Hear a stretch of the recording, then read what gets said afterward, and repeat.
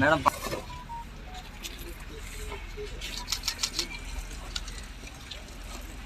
Madam చేయండి sir.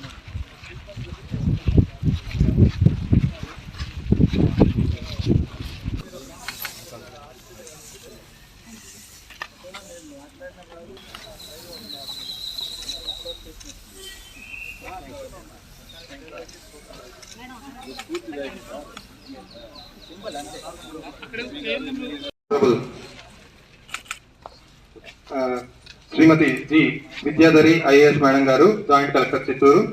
Honourable Swachhandhra ప్రతిజ్ఞ తీసుకోబోతున్నాం. స్వచ్ఛాంధ్ర అనే పథకాన్ని అమలు చేయడానికి మేము ఒక సింపుల్గా ఇక్కడికి ఎలా క్లీన్గా ఉంటే బాగుంటుందని చెప్పడానికి వచ్చాం. మీ అందరికీ విద్యార్థి దశ నుంచి కూడా చూస్తే మన రోడ్ల పక్కన ఎక్కడంటే అక్కడ మురికి కనపడుతుంటుంది. అట్లాగే స్కూల్లో కూడా ఇంతకుముందు తీసేసిన పేపర్లు, లేకపోతే ఎండిపోయిన ఆకులు, మురికి ఇదంతా కనపడుతున్నది. ఈరోజు ఇక్కడ వచ్చి చూస్తుంటే చాలా క్లీన్గా ఉంది. అసలు మీరు స్వచ్ఛాంధ్ర గురించి చెప్పక్కర్లేదు, మీరే చాలా స్వచ్ఛంగా ఉన్నట్టున్నారు. చాలా క్లీన్గా మెయింటైన్ చేస్తున్నారు ఇక్కడ స్కూలు. అట్లాగే సిటీలో కూడా ఎక్కడైనా సరే వేస్ట్ కనపడితే క్లీన్ చేయటం మనం ఒక అలవాటుగా మార్చుకోవాలి. దీనికోసం అది ప్రత్యేకం కాదు, అలవాటుగా మనం వెళ్తుంటే పక్కన ఏదైనా చెత్త కనపడితే దాన్ని తీసి డస్ట్బిన్లో వేయటం అలవాటు చేసుకోవాలి. మనం వేయకుండా ఉండాలి. ఒకటి, మన చేతిలో చెత్త కింద వేయకూడదు, డస్ట్బిన్లో వేయాలి. లేదా మనం ఇంటికి తీసుకెళ్ళి ఇంట్లో డస్ట్బిన్ వేయాలి. తర్వాత ఎవరైనా వేసింది కూడా తీసి మనం డస్ట్బిన్లో వేయాలి. సో దట్ క్లీన్లీనెస్ వస్తుంది అన్నమాట. అలాగే మనకి కమోడ్స్ వాడుతున్నాం, తర్వాత టాయిలెట్స్ వాడుతున్నాం. అక్కడ కూడా ఎవరంతటికి వాళ్ళు క్లీన్గా పెట్టాలి. ఇది మనం వాడిన తర్వాత దాన్ని ఫ్లష్ కొట్టడం కానీ, వాడిన తర్వాత వాటర్ వేయటం కానీ మనం నేర్చుకుంటే ప్రతి ఒక్కళ్ళు చేస్తే చాలా క్లీన్గా ఉంటుంది. అంతేగాని మనం ఇష్టం వచ్చినట్టు చేసి ఎవరో మనకున్న ఆయం వచ్చి అది క్లీన్ చేయాలంటే అంత క్లీన్ అవడానికి అవ్వదు. తర్వాత మనమే కంప్లైంట్ చేస్తాం ఇది బాగలేదని చెప్పి. ఈ విధంగా క్లీన్గా ఉండటం నేర్చుకోండి. చిన్నప్పటి నుంచి అలవాడితే ఇది ముందు ముందు మీ భవిష్యత్తులో మీరే దేశం మొత్తం క్లీన్గా చూస్తారు. ఇది ఆంధ్రప్రదేశే కాదు, దేశం మొత్తం కూడా స్వచ్ఛాంధ్ర లేకపోతే స్వచ్ఛ భారత్ అని చెప్పి హానరబుల్ పిఎం మోడీ గారు చేస్తా ఉన్నారు. సో దానిలో భాగంగా ఈరోజు మనం స్వచ్ఛాంధ్ర ఉద్యమం చేస్తున్నాం.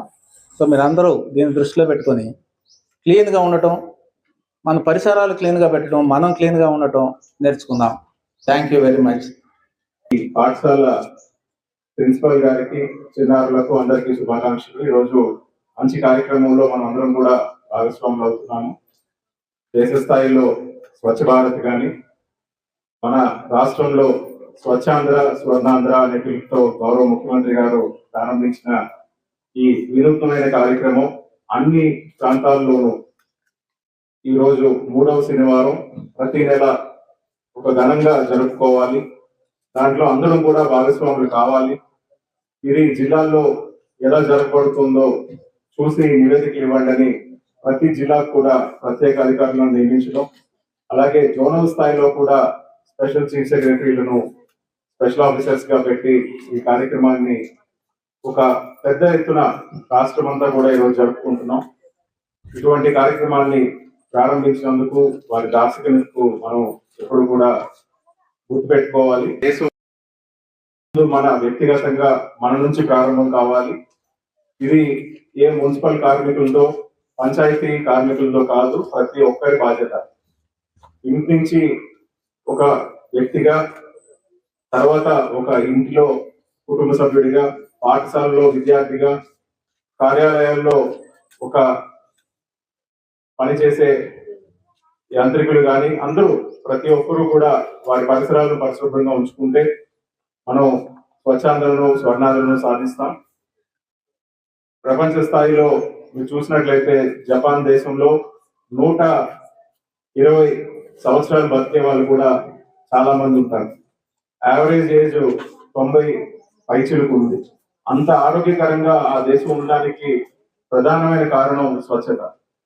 ప్రతి పరిసరాలు కూడా పబ్లిక్ ప్లేసెస్ కానీ, ఇండివిజువల్ ప్లేసెస్ కానీ ఎంతో క్లీన్ గా ఉంచుకొని ప్రపంచానికే వారు తలమానికంగా నిలిచారు. అటువంటి ఆరోగ్యకరమైన వాతావరణంలో మనిషి యొక్క అన్ని అవయవాలు కూడా కష్టంగా పనిచేస్తాయి, చక్కగా పనిచేస్తాయి. కాబట్టి ఆరోగ్యం అనేది వస్తుంది. అలాగే ఎన్నో ఆవిష్కరణలు కూడా వస్తాయి. మనం ఈరోజు చూస్తే సైంటిఫిక్ అడ్వాన్స్మెంట్స్ లో ఆ దేశం ఎంతో ముందు ఉంది. మన రాష్ట్రం, మన దేశం కూడా అదే పద్ధతిలో ముందుకు సాధించాల్సిన ప్రగతి ఎంతో ఉంది. స్వాతంత్రం వచ్చిన తర్వాత మన యావరేజ్ లైఫ్ స్పాన్ 54 years ఉండేది. అది గణనీయంగా ఇప్పుడు దాదాపు 75 దాకా వచ్చాం.